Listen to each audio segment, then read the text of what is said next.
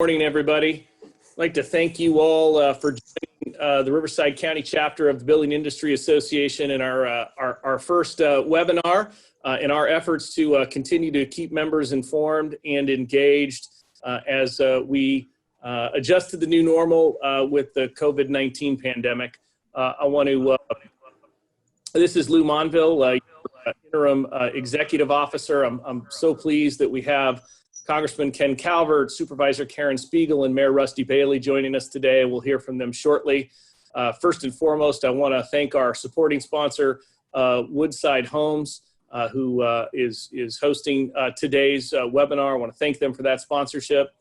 In addition, as you know, the BIA has a number of other sponsors that are so important to our ability to provide services. Our energy and education sponsor is the SoCal Gas Company. And then, of course, all of our partnership members. The BIA can't survive on membership alone, and it is these partnership dollars that really power our organization and allow us to be able to be an advocate for our builders and our associates throughout the region. So I want to thank all of our partners as their logos scroll across the screen. And thank them for their continued partnership and support of the BIA. And for those of you who are tuning in and want to become a partner and haven't had the opportunity to do so, I would encourage you to follow up with Margaret Luckman or Brenda Lee after this webinar and learn how you too could become a partner of the Riverside County Building Industry Association. So with that, I'd like to take an opportunity. You're all going to be on mute for now. What we'll do is we're going to introduce individually our panelists. We'll allow them to give some remarks, and then we're going to leave plenty of time at the end for Q&A. Brenda has all the master controls because this guy doesn't have the technological sophistication to do that. So we're going to rely on Brenda to help us sort through questions and give folks an opportunity to participate as we move on. So with that, it is first and foremost my pleasure to introduce no stranger to any of you here, our good friend, Congressman Ken Calvert. Ken is a native of Corona, where he still lives, and has been such a leader in so many areas important to our industry. He continues to serve in the 116th Congress on the House Appropriations Committee. He's the ranking member on the Defense Subcommittee. And he's also on the Energy and Water Subcommittee, where he's been an invaluable resource to the members of our association. Obviously, given everything that's been happening on the appropriations front, he has been daily involved in the federal response on COVID-19, and I'm so glad he's taken some time to join us today. And with that, Congressman, I give you the floor, and thank you again for your leadership and service. Well, thank you, Lou. Good morning. It's good to be with you, even under these circumstances. We're obviously facing a historic challenge, and we're not through it yet. We have a lot of work ahead of us. Obviously, we're concerned about testing. We're concerned about the growth of this virus over the next few weeks. And we've taken in Congress unprecedented actions to deal with it. Obviously a lot of money is involved here. We've provided $100 billion in additional resources and payments for any unreimbursed healthcare related expenses. $16 billion investment in the strategic national stockpile to make sure our states and localities have the necessary equipment. I know that's been a challenge. We're having to get that out to various regions as needed, and we're doing so. Officials at the FDA and CDC are moving as fast as possible to approve new tests, new treatments. We hope to have therapeutic treatments of this as rapidly as possible, for we can get this economy back on track. Certainly a lot of trials are underway, and certainly we're looking for a vaccine, which ultimately will help us get through all of this. Obviously, the necessity of people to stay at home has caused a huge disruption to our economy, a huge shock to the economy. And so that's why we did this phase 3 of the 3 bills that we did, the $2.2 trillion. It's the largest bill I've ever dealt with. And that's saying something. And in 28 years I've been in Congress, That's not a small amount of money, but believe it or not, we're burning through it. and this PPP program, which a lot of small business people are going to sign up for and are getting money now, is going to be very successful, I believe. It's going to be chaotic. Community banks, other banks are having some difficulties logistically to get through all of this, but and credit unions, but we're going to work with them to hopefully get this money out as fast as possible, because we want to get money out there, because we don't want to create a deep recession or even a depression. And so we're going to flood the zone, in effect, with money. We want to make sure that as little as fraud as possible that doesn't occur in this process, but we want to make sure that that occurs. And when we come out of this, it's a V kind of recovery. We've gone into this very fast. We have significant unemployment, as you know, and once we start coming out of this, hopefully in the first part of May, so, I can't predict when exactly, but when we do start coming out of this, and we will, that it's a rapid recovery. So in the meantime, the Paycheck Protection Program, the unemployment benefits, the check that many people will get in the mail and direct deposit as soon as possible. I guess there's some logistical issues of getting people who are not set up for direct deposit the money as quickly as possible. We have to work that out. Well, a lot of these things we're doing for the first time, so we have our work ahead of us. Being a small business guy before I got into Congress, I understand, especially in the restaurant business right now, I have a lot of friends that just aren't going to make it. Restaurant business already was a marginal business, and with the $15 minimum wage and rent costs and the rest, it's just, especially for it's just going to be tough on them. And I've probably talked to 30, 40 different restaurant guys because of my past in the last few days, and it's been a real difficult conversation. And all I can say is that that we'll come out of this. People still got to eat. People are still going to want to go out. They want to get out in public. They'll still want to go to football games and basketball games and soccer games, and people want to get back to their normal lives. And we got to keep people cheered up. They want to own a home. They want to go home. They don't want to stay there forever like we're doing now. They want to get out and about. So we're going to do everything we can to get this over with as soon as possible, because this will end. And it's up to us in Congress and the local government to make sure that we can do what we can do. But in the end of the day, it's the private sector that will ultimately pull this out of us economically. The virus, we will win. We'll defeat the virus, but it takes time, and that's the challenge we're going through. So stay in touch with me. Anything I can do to help. I've been taking a lot of phone calls lately, and I'm working with all the Indian. We have a lot of problems with the normal.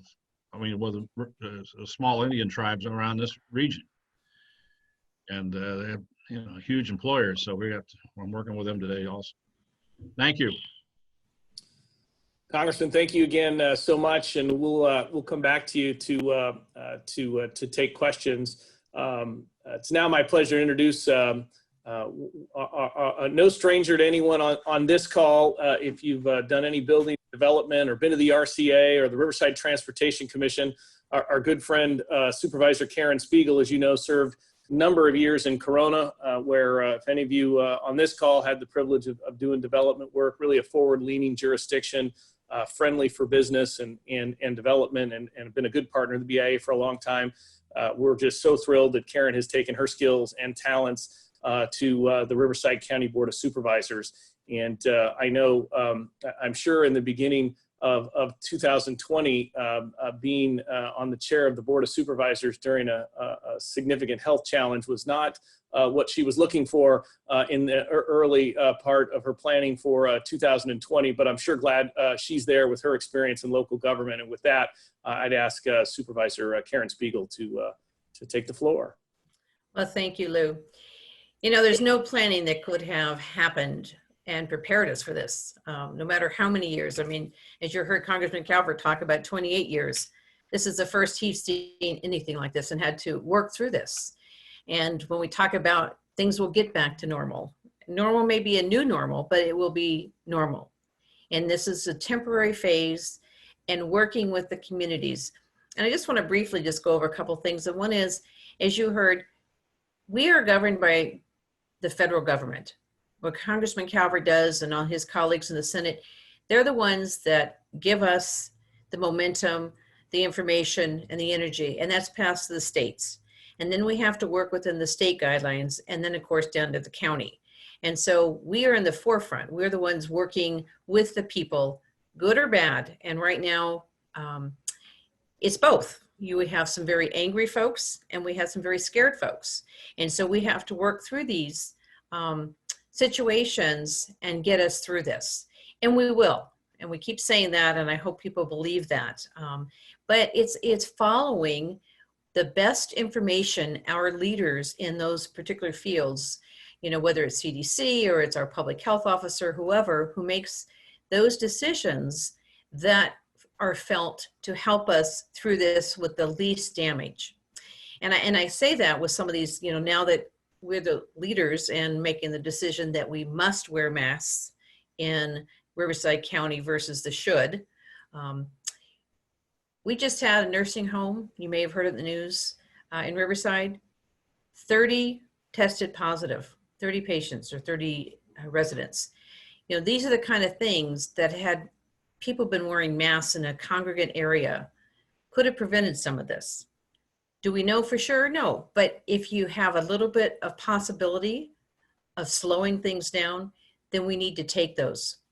And that's the same as Congressman was talking about, you know, your jobs, you're doing your construction projects. If people wore masks, there'd be less fear that that would be passed. So many people are carriers, but they are asymptomatic. So they don't know they are. And those are the ones that are passing this unintentional to other people. And that's when we talk about slow the curve. We have got to slow this down. And the good news is we are slowing it down. And I don't want to call it bad news, but the misinformation is people saying, well, you hyped us up and it's not as bad as you said it was. Well, if we didn't take precautions, it would be much worse. And this is why we're taking even further precautions so that we have less challenges. And what we don't often look at is the consequences on our first responders, on our healthcare, the fact that we'll run out of all the hospital beds, we'll run out of ICU units, ventilators, all these things that you keep hearing. It's real, but if we can slow this down, we will have more possibility of being able to meet the needs of everybody who is tested positive and whatever their needs are. Because some people test positive and come through it, just like we don't always focus on those that have recovered. You know, we have about 800 test positives in Riverside County right now. And of those, 60 have recovered. Now we're trying to track as many as we can, but it's very challenging. And we have 19 deaths. Now that's today. This is a very challenging week. You've heard that nationally, but it's also for us locally. And that is because as this goes, that surge that will happen of doubling our numbers, the modeling, is what we're trying to beat out.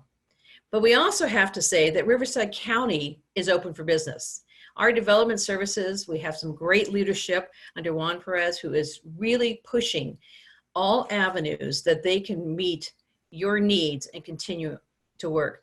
We want to be prepared when things start up again. You know, I know it's a downfall that golf courses are closed, but we have the reality is maintenance and landscaping and all the necessities to keep it ready for opening are happening. It's just the fact that we aren't allowing the playing of it. So we are looking forward, looking at how we can make sure that the day that the orders are lifted, that we can have businesses moving forward. So our development services, Riverside County Development Services, are really doing some very cutting edge things to help you. We have continue to provide full services, whether it's inspections or permit applications, plan checks. All this is done through the various modes even though the public counter is closed, but there's things such as Bluebeam for plan checks and Plus Online. We've actually received 370 applications for various permits and of all kinds. And this is what's really been great. The other day I was out there, I guess it was 2 weeks ago, and we had our planning department standing on the stairs in front of the county offices taking plans so that they can be reviewed. So we are reaching out and doing whatever we can possibly do. So we are fully open for business, whether it's Zoom or all the different things I said. We are scheduled to resume our planning commission meeting on May 6th. That's a good projection. That doesn't mean that if you're in process, we have a board meeting tomorrow. There are a few public hearings on our agenda. We are still addressing the needs to not stop everything. It wouldn't be healthy for your businesses. It wouldn't be healthy for the county or the residents. So we have to continue the best we can to keep things moving forward. And our staff is working through cases of backlogged, and we've had planning submittals dropped off. And right now we, not that we're low, but it's a perfect time if you've got any applications ready to go. Our staff aren't as busy as normal, so please take advantage of this time. We received a lot of positive comments from the building industry, just that you're grateful that we're moving forward. And if you have suggestions or ideas, we're certainly open. We want to help you be successful because that helps all of us. And I think I can end it right there if there's anything else. Will say, for those of you who haven't seen, the BIA has created an updated, on our website, we do an update of all the jurisdictions in Riverside County and track, because each of them are operating a little differently, and to how you submit plans and do the work. And I will say, Supervisor, thank you. Riverside County has been a leader since day one. Juan and Sharisa have been accessible anytime we have an idea, we run into challenges or find new opportunities. They've been terrific. I'll also give kudos when you have a chance to speak with them, with your assessor, auditor, controller in Peter Aldana, who's been dynamite in obviously the recordation of maps and recordation of documents related to sales is important, and a lot of that's counter work, and they've come up with some really new good techniques to keep that going. So thank you again for your leadership there. It's now my pleasure to introduce a good friend, a West Point graduate, though I think he'd probably tell you probably high school graduate's more important than West Point, but I'll let him speak to that. But Rusty Bailey, the mayor of Riverside, is a longtime Riversider. He's been in the city council since 2007 and is in his second term as mayor.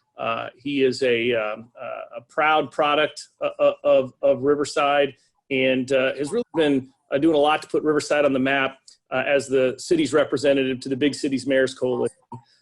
He's a husband and father of two beautiful girls, and we're just so excited to have the mayor with us this morning. I will say credit to the mayor and the city of Riverside. For those of you who don't know, city of Riverside pioneered last week the first drive-through opportunity to come to the public hearing, and I appreciate the city's leadership on approving a housing project in the midst of this challenge. It really is the kind of leadership that the BIA has come to appreciate out of the city of Riverside. So with that, Mr. Mayor, I'll give you the floor. And as I mentioned, you wouldn't say it, but I'll say it. I am not a lame duck mayor, even though I'll be retiring at the end of my term here in December. I'm riding through this storm just like the rest of you, at my desk, ready to serve. And that's the bottom line up front: is City of Riverside is a responsive and responsible government, and will continue to be such. Also, a bottom line up front statistic is this: Riverside is open for business, and I can say that with confidence because we have 1,654 workers that are ordered because of the essential work clause to work.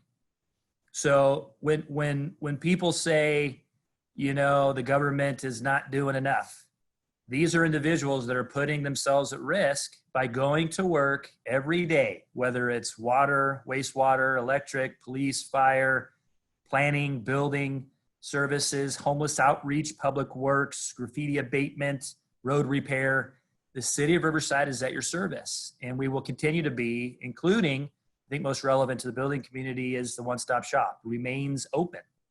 Yes, it's a little bit more difficult to get your plans in because it's all online now with e-plan review. And I can give the specifics on that, or you can just call 311 because one call does it all in Riverside. Our incredible customer service workers that are on the line even more now than they were before will get you to where you need to go. If you need anything done in the city of Riverside, we are still open for business. And we, look forward to reviewing whatever it is you'd like us to review during this time. And beyond that, we've extended expiration dates for any city issued entitlements beyond for 6 months. 6 months, I believe it's from, I'll take a look at it in the question and answer period, but I think it's 6 months to when the order is lifted. So we don't want any damage to be done to your entitlements during this time. And so we have extended expiration dates for city issued entitlements for 6 months. That's probably the most relevant information that I can give you other than, again, online services for any e-plan review. I mean, we're getting creative in terms of FaceTime checks so that we don't have to be there on site or in person. And again, as long as you can get your plans onto a digital document, you can send those in for review here in the city. And if the county is looking for work to do, my understanding is that we need help in our planning department. So maybe we could we could pay some of the county workers to review some of the plans that are coming through the city of Riverside. Supervisor, our partnership is great, and I want to thank you for all the work you're doing. As was mentioned earlier, as part of the big city mayors, 13 cities over the size of 300,000 across the state of California, I petitioned to beyond what was the Big 10 or Big 11. We're the 12th largest city in the state of California, and potentially overcoming Santa Ana in this next census to be the 11th largest. But that gets us access to not just best practices and connections amongst the leadership in our state, which the big city mayors are meeting every other night now online at 8:30 and talking about the things that are going on in their city, from Oakland and their assimilation of the ship that came in there, to the shutdown in San Francisco, to Los Angeles, and their really progressive mayor that's trying to make sure that safe distancing and covering up is part of the dialogue that we have each day. So we have access to that group, but also we have access to $8 million in terms of response to the homelessness and housing issues that we face. And that's just in our city. $8 million is going a long way right now to prevent the spread of COVID amongst our neighbors without homes, who are the most vulnerable and living the river bottom or on the streets. And so we've stood up a 30 unit cabin community on the parking lot of our current mass shelter, which, started really in the beginning of March. And now we're seeing that that's a best practice to isolate and to protect, again, the vulnerable population living on our streets, because these cabins come with privacy. They are 84 square feet with heat and with air conditioning and with shelves and with a bunk bed that gets people, again, out of their tent, off the sidewalks, into a safer, more dignified, private place for them to hunker down as they get back on their feet towards self-sufficiency. So that $8 million is going a long way for our city, and that's going to continue to bear fruit, I think, in the long run for business community that knows, better than most, the scourge of homelessness and the challenges that we face because of people living on the streets and affecting our businesses and our public. Let me see. Other than that, The Small Business Development Center is up and running, and the CARES Act is providing a lot of resources for small businesses. The state of California, I think most recently, gave a $50,000 sales and use tax deferment. So if people don't know about that, they can go online to the Small Business Development Center in your area and find some resources. So spread the word when it comes to the CARES Act and to the state deferment of sales and use tax. Last thing, in terms of again, thinking about the future and making sure that we are taking care of ourselves and others and, our families, our faith.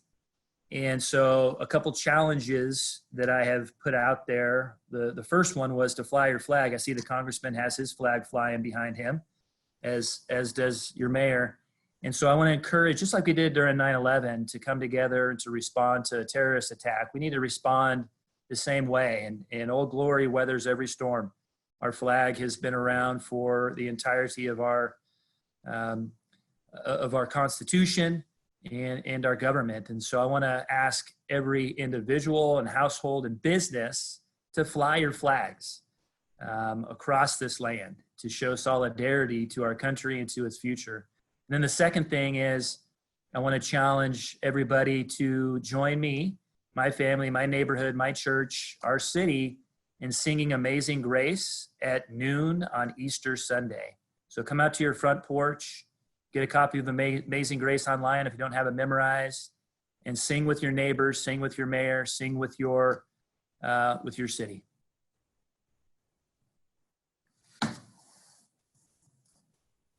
Mr. Mayor, thank you for that. And again, thank you for the continued both leadership and inspiration to keep us thinking about the light at the end of the tunnel and moving through this. We do have a number of questions and some comments. First and foremost, there's a comment here just thanking Riverside County for keeping development services open, that it's been such an important part of the economics of our industry for landowners and builders, and just much appreciated, and keep it up. So just some positive feedback there for the supervisor.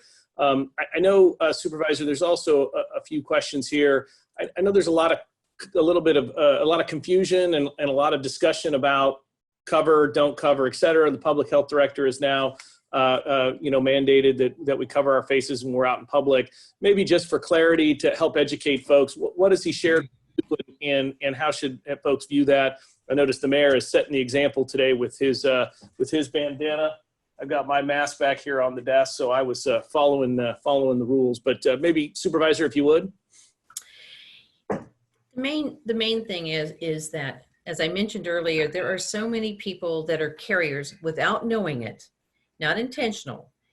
And people cough and sneeze, there's droplets going on, and I read some of the comments, and it was said by someone in the comments that, well, they're proven not to work. Well, that was one source he found. I can give 5 sources that say it helps. And what it is you're protecting others from if you're sneezing and coughing, and you won't know you're a carrier or not. So to slow this down is to have everybody wear them. So we're protecting everybody.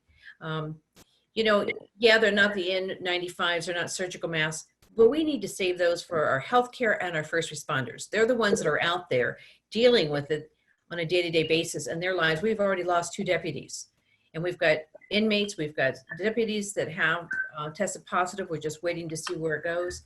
So we are protecting everybody. So when you not wanting to wear it because you're saying it's not going to work because you have one source, there are other sources that tell you they recommend it to wear it. Everybody is recommending it. We just took the step here in Riverside County that says to wear it. We've had a lot of the, as I said, it's the coughing. And then when you put it on and you've been around, take it off and disinfect it. If you have a cloth one, you can put it in the dryer for 15 minutes, and that helps to disinfect it. But it's most important, the washing of the hands at the same time. You have to wash your hands because you touch your eyes, your face, your nose, your mouth, that gets into your system, and that's how the virus spreads. And so you're protecting yourself, you're protecting others, and it's one of those safety things. I don't know what else to say. We're going to people push it back, but the way it is. Good. I appreciate that. I just think there's a lot of confusion out there on it. Congressman, I know you all are now in discussions on another bill, I guess the fourth package. Two-part question, maybe give some, if you could provide some insights such that there are pieces you can share as to how those discussions are going and what's on the table in those discussions. And then secondarily, I know you've been a passionate advocate for helping our industry as it relates to changing the loan limitations for Fannie and Freddie and getting us on parity with the coast. And do you think that this may be an opportunity to, one of these stimulus packages, a place to nest that solution and move that ball forward? And if there's been any discussion in that regard.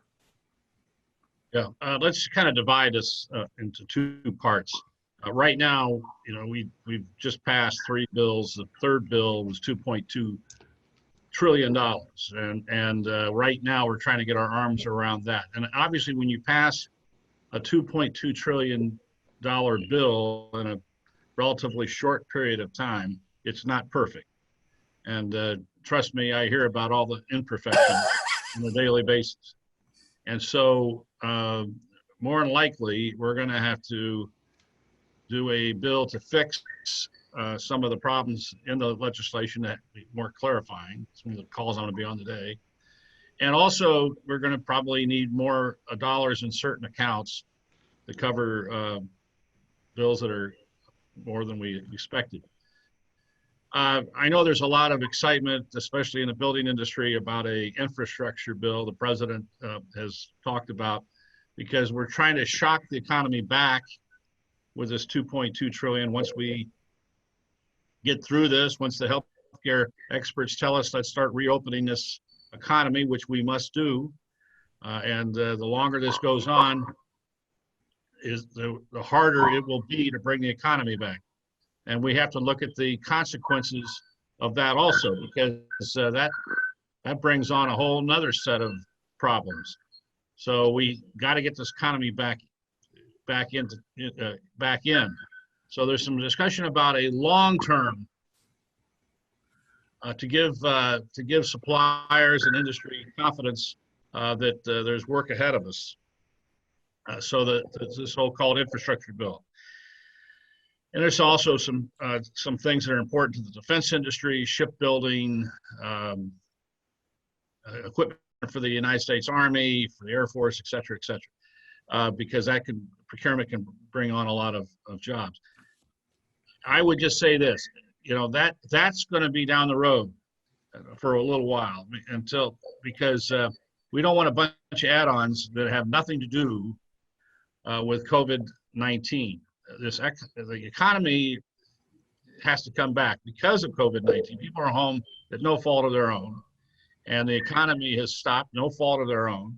And we have a responsibility to try to get this economy back on track. So 2 phases. One, fix what is not perfect in the $2.2 trillion bill. And then secondly, we'll have discussions about an infrastructure bill. It all costs money. We have spent a lot of money here in the last few weeks. I suspect we're going to spend a lot more. But ultimately, it's got to get, it's all going to get paid back. So we're got to think about that too. So that's where we're at. Great, thank you for that, Congressman.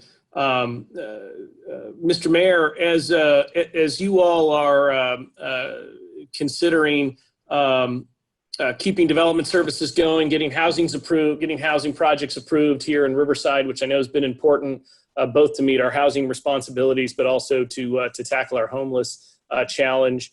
You anticipate that the city will continue to operate both planning commission, city council, similar to how you did last week, where you'll allow applicants and testimony from the public via drive-by or remote or some other fashion. Or I know that was kind of your first run at it last week. What does the next month look forward as it relates to continuing to do the public hearing process?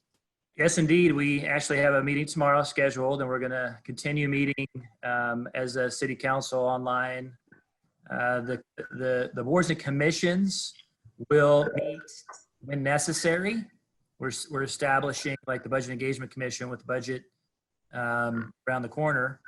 really is we're in budget season. They're working on the budget right now. Finance is an essential service and essential employees. And so they're working on the budget right now. But we last week, we approved a 50-unit housing project. I think it was $18 million project in the housing arena. So we're still moving ahead when it comes to projects and business, like I said, and so continue to meet on Tuesdays when needed.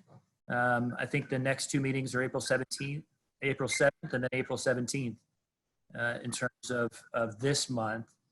And again, if there is something that the Planning Commission needs to meet on, we'll call them in, and they will meet virtually.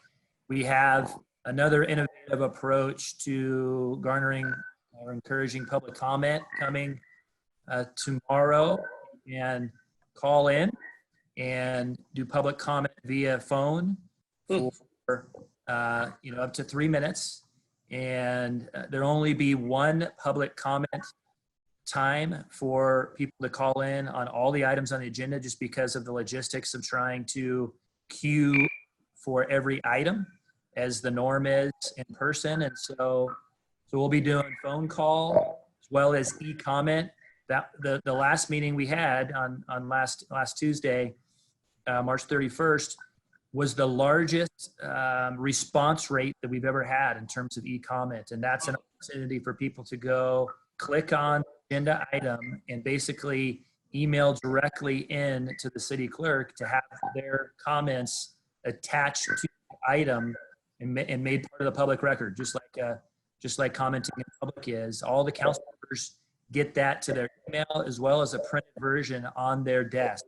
So people's comments, the public is being heard during this time. There are plenty of opportunities for them to weigh in. That's terrific. Supervisor, I know you said you're going to be having your first meeting tomorrow. We had a chance to talk a little bit earlier about some of the new protocols in place, maybe for the benefit of the folks on the webinar today who have projects in the pipeline at the county and who may be coming forward to public hearing during this time. I know you said your poor staff was working all weekend to get you all set for your meeting this week. Maybe give folks a preview of what that new environment will look like as it relates to public hearing and participating in the county process as you all endeavor to keep things moving forward. Well, it's old and new.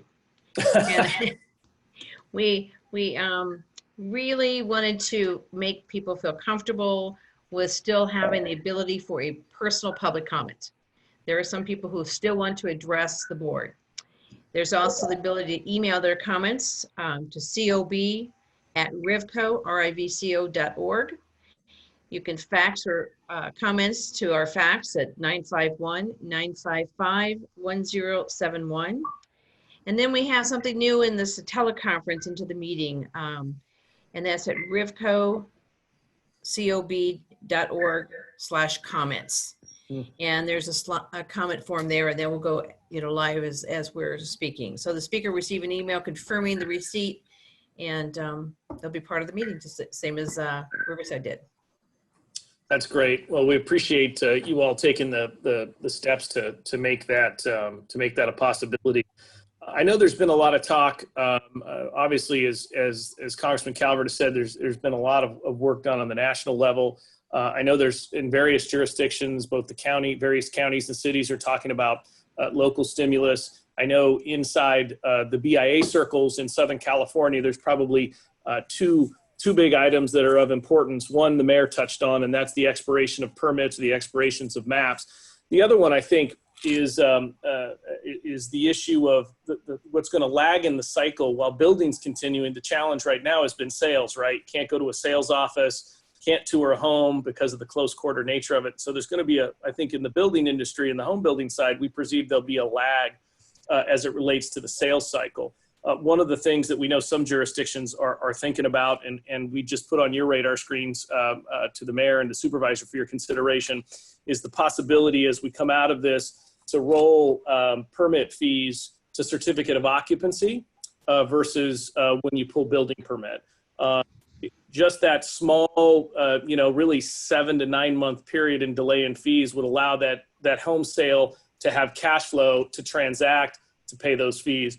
We'd need to put in safeguards to make sure, obviously, that the jurisdictions didn't have to be chasing after those dollars, but that might be something we'd want to collaborate with you all down the road on as a way just to preserve cash to keep the building operations going until they can transact, because the sales side is going to be the side that we're hearing from most of our members is going to be the challenge.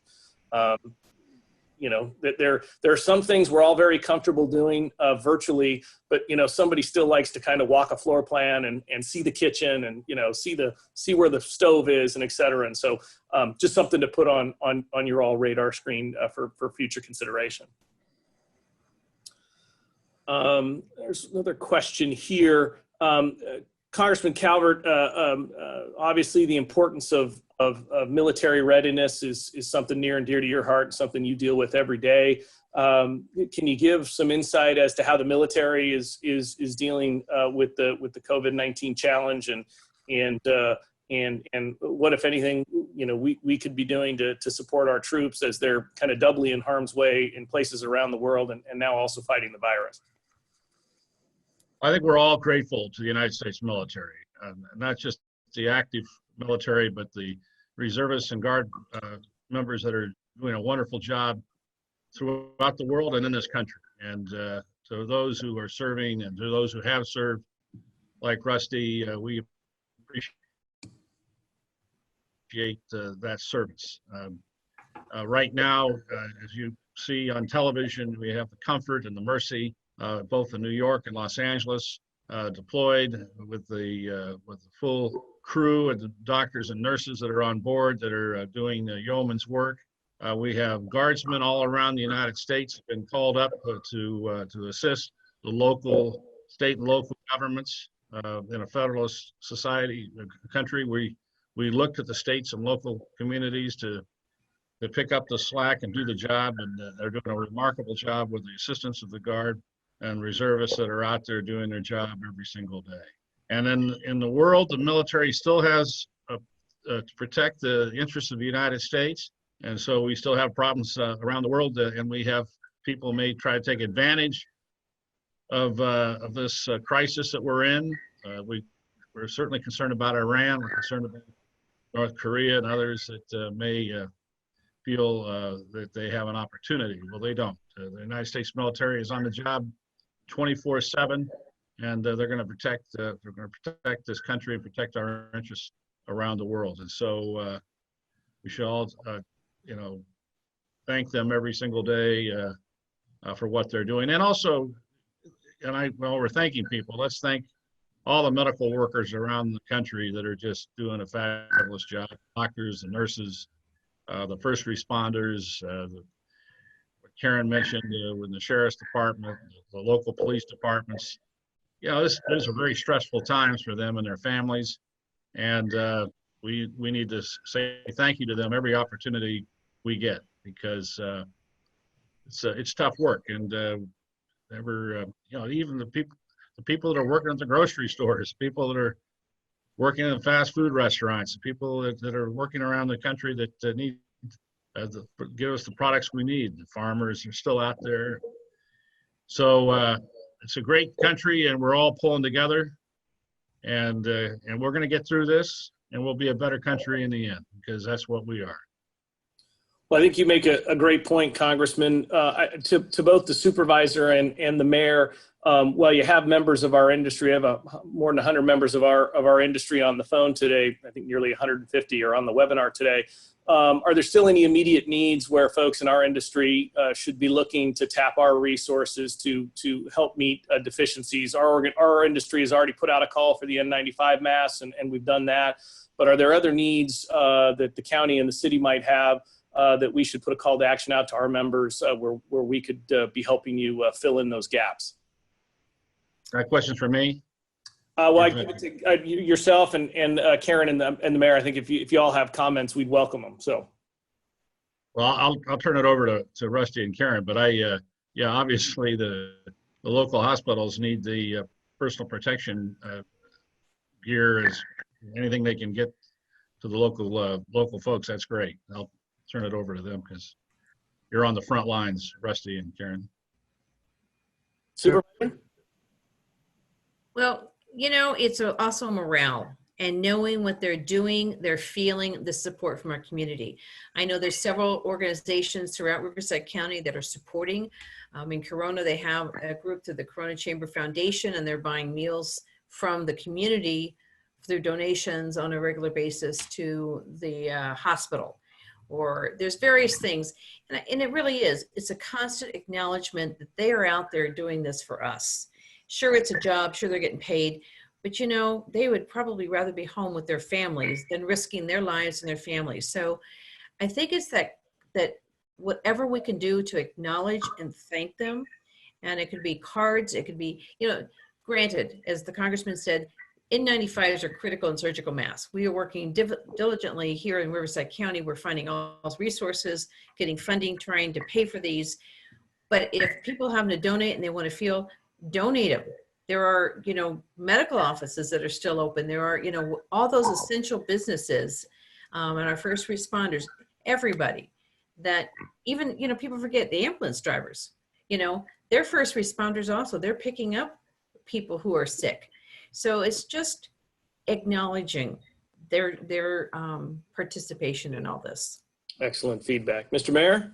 Yeah, I agree with my elected colleagues there. A couple of populations that I'm really concerned about now, and again, we're probably going to be in this for at least another month. You know, the senior population that is not only more vulnerable during this time, but they're isolated already.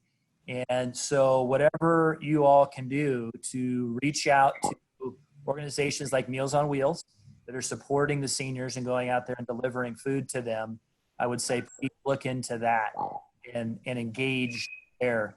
The City of Riverside has a You Are Not Alone program that you can connect people to, again, through 311. That is, in essence, a health and welfare check that the police do for our senior population. So all they have to do is call up to 311 and tell them what address, like, you know, the police to go out and check, call, phone number they can call, just to see if the senior living there needs any help. So that's one area that you could use some support on. Specifically in Riverside, there are nonprofits that obviously during this time are probably not going to have as much funding going to them without any events or otherwise. And so Riverside, just like the name sounds, Riverside is a clearinghouse for nonprofits for folks to be able to go to, and it's, you know, they post their needs up, whether it's funding or otherwise, food and things, and so then you can see what you can match of those needs out there. Another group that is local, incredible work is Feeding America. We're blessed to have a site in Riverside that is doing a food distribution at the Galleria. I believe it's at least once a week, and they've got lines around the block. And so you want to figure out a way to donate food to Feeding America, that's another great way to support the needy that are out there. And then lastly is the homeless population that is near and dear to my heart. If you didn't know, I lived as a homeless individual, not on the streets, but in a 64 square foot cabin for 15 nights.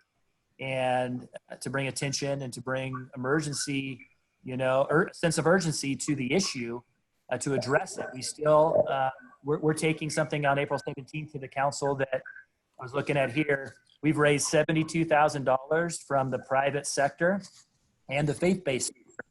Emmanuel Lutheran Church actually is leading. I know that's near and dear to your heart, Lou. $35,000 Emmanuel Lutheran is leading on that fundraising effort to house our neighbors without homes in the pallet shelters. Those cost about $5,000 each.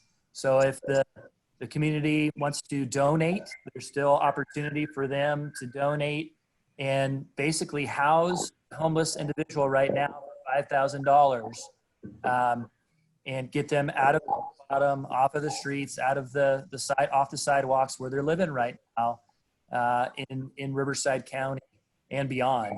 That will pay dividends forever. If you look at palletshelter.com, There's a warranty on them. They are very well made by homeless individuals. I'm not getting any money from them. I'm not getting any kickbacks from Pallet Shelter, but I bought one with my own money and I lived in it and know something about this. And we really want to, have double duty assignment here, then we can do something. Because right now the homeless, obviously they're living vulnerable, but beyond that, it's doubly vulnerable to right now because of the COVID that's out there, and it gives them an opportunity to ask for help, right? I mean, they're already, living in fear for the most part out on the streets, and so it's an opportunity for them because our outreach, they're always going out there asking them if they need help, they need resources, and so. Can you imagine? They're probably going to say yes, even more so now than they have been before. A lot of people say that the homeless people don't want help. Well, right now they do, and if we provide it for them, it's going to be a better chance for them coming out of this condition that they're in than the chances that we had before. So I'll leave it with that. That's great. We've got one final question, and then we'll wrap up. This is for both the supervisor and the mayor. I know City of LA set out very prescriptive kind of construction site standards. I don't believe the county or the city has done that. You're expecting contractors to manage their sites and do the appropriate social distancing, which I think happens in normal course. Any advice that you would have to our builder members as it relates to how to coordinate with your building and safety department? I think in both cases, both jurisdictions, county and city, you're now doing virtual inspections. In fact, I talked to a builder last week in Riverside who was on FaceTime with his iPhone and doing a virtual building inspection and got that permit signed off. Those are great innovations. But any advice that either supervisor or mayor that you'd have for our builder and contractor members to be coordinating with your builders and safety departments on just managing job sites, inspections, et cetera? If you have a question, ask. That's the most important thing, is because time is of essence, as you well know. We'd hate for someone to do something because they don't want to bother anybody, or it's too hard to get the question answered. It's going to be more difficult if they had a question. It means there's some extra thought to this. So just ask. Our building department is very accessible. They're there for you, and we certainly want to help you succeed. So definitely, if you got a question, ask. And I would add that be patient, please, because of this distancing, physical distancing in the workplace as well.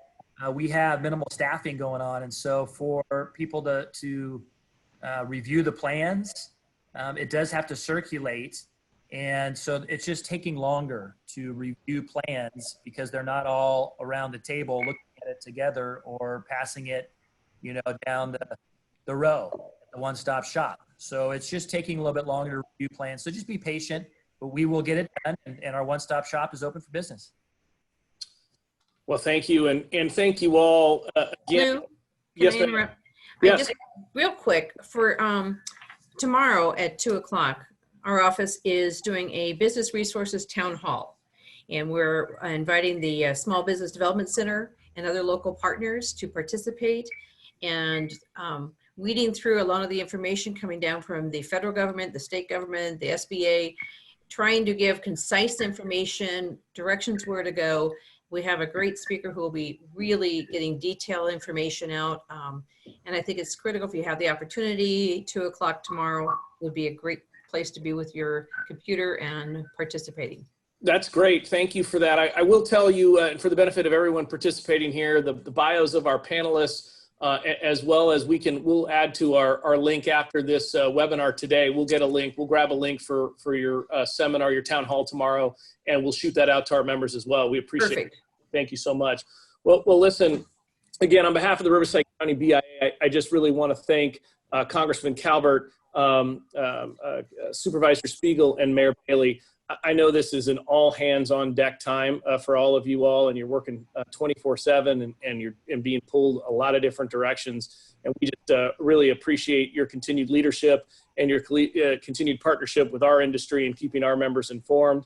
I want to thank our supporting sponsor for today, Woodside Homes, who stepped up to sponsor our first webinar. Our energy efficiency and education sponsor, SoCal Gas, and then of course all of the members of our organization, the members of our partnership. Remember, together we can do this.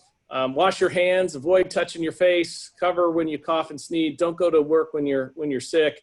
All these common sense tools can keep us all safe. And as the Congressman says, get us back on the road to recovery and get the economy back going as soon as possible. So with that, I want to thank you all again for your participation and support.